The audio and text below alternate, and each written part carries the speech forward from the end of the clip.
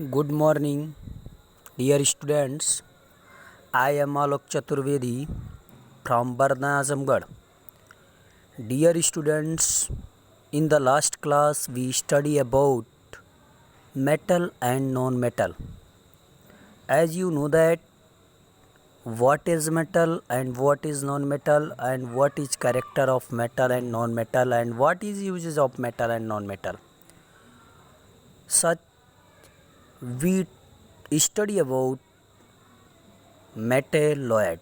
Okay, क्या होता है उपधातु। जैसा कि आप लोगों को जानकारी होगी कि हम लोग धातु और अधातु पढ़ने के बाद अब उपधातु क्या होगा उसके बारे में चर्चा करेंगे। आपको इससे पिछले वीडियो में मैंने यही बताया था कि धातु वे तत्व होते हैं जो एक या अधिक इलेक्ट्रॉन त्याग कर धनायन बनाने की प्रवृत्ति रखते हैं। जैसा कि मैंने सोडियम का एग्जाम्पल दिया था, त्याग रहा है तो एक पॉजिटिवली चार्ज। ओके, जैसे मैग्नीशियम है, जब 2 इलेक्ट्रॉन को त्याग देगा तो मैग्नीशियम के ऊपर डबल पॉजिटिव चार्ज आ जाएगा। ओके, तो वे तत्व जो एक से अधिक इलेक्ट्रॉन त्याग कर धनायन बनाने की प्रवृत्ति रखते हों उसको कहते हैं धातु। इसी का अपोजिट होता था अधातु। ऐसा तत्व जो एक या अधिक इलेक्ट्रॉन ग्रहण करके ऋण आयन बनाने की प्रवृत्ति रखते हों, जैसा कि क्लोरीन का एग्जाम्पल ग्रहण करेगा तो ऋण आयन बनाएगा। ओके, ग्रहण किया, ऋण आयन बनाया। जैसे ऑक्सीजन की बात कर लें हम, ऑक्सीजन है, 2 इलेक्ट्रॉन को ग्रहण कर लिया, माने जुड़ गया इसमें, तो ऑक्सीजन के ऊपर डबल पॉजिटिव। जो एक से अधिक इलेक्ट्रॉन ग्रहण करके ऋण आयन बनाने की प्रवृत्ति रखते हों उसे अधातु कहते हैं। दोनों के कैरेक्टर के बारे में मैंने बताया, चाहे फिजिकल कैरेक्टर हो चाहे केमिकल कैरेक्टर हो, सबके बारे में मैंने आपको बता दिया है।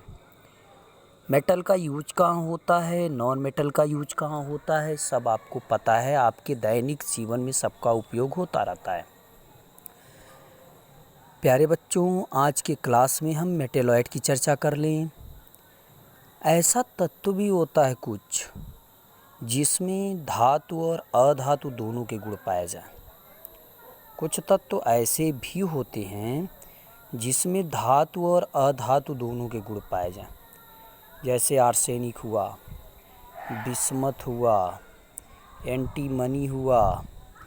इस सब में क्या होता है, दोनों का गुण पाया जाए, माने कुछ गुण धातु के भी मिले, कुछ गुण अधातु के मिले। तो जिन तत्वों में धातु और अधातु दोनों के गुण पाए जाते हैं उसी को कहते हैं उपधातु। जैसे कि आर्सेनिक हुआ, एंटीमनी हुआ, जर्मेनियम हुआ, बिस्मथ हुआ, एटसेट्रा। अब जैसे आर्सेनिक तथा एंटीमनी दोनों पर देख लिया जाए क्या गुण मिलता है। आर्सेनिक और एंटी दोनों में धात्विक चमक होती है, उष्मा और विद्युत दोनों के चालक होते हैं, फिर भी इनके रासायनिक गुण अधातुओं के समान होते हैं। देखिए, दोनों चीज़ मिल रहा है, एक तो धात्विक चमक मिल रही है, एक तो उष्मा और विद्युत के सुचालक हैं, जो कि दोनों धातुओं के गुण हैं। लेकिन कह रहा रासायनिक गुण अधातु के समान है। यह अधातुओं की भांति न तो क्षारीय ऑक्साइड बनाते हैं और न तो अम्ल से क्रिया करके हाइड्रोजन मुक्त करते हैं। माने कुछ गुण अधातु के भी रख रहे हैं, कुछ गुण धातु के भी रख रहे हैं। मैंने कहा जो आर्सेनिक और एंटीमनी होता है वह धात्विक चमक, उष्मा और विद्युत के सुचालक, माने कुछ तो गुण धातु के रख रहा है, लेकिन कह रहा है इसका जो रासायनिक गुण होता है वह अधातु की तरह होता है। अधातु क्या करता है, न तो क्षारीय ऑक्साइड बनाता है और न ही जल से क्रिया करके हाइड्रोजन मुक्त करता है और न ही अम्ल से क्रिया करके हाइड्रोजन मुक्त करता है। यह अधातु का गुण होता है। तो आर्सेनिक और एंटीमनी भी यही करता है। धात्विक गुण में धात्विक चमक और ऊष्मा और विद्युत का सुचालक तो रख रहा है, लेकिन अधातु का रासायनिक गुण रखता है, जो कि दोनों का कैरेक्टर रख रहा है। अतः इसे आप उपधातु कहते हैं। ओके।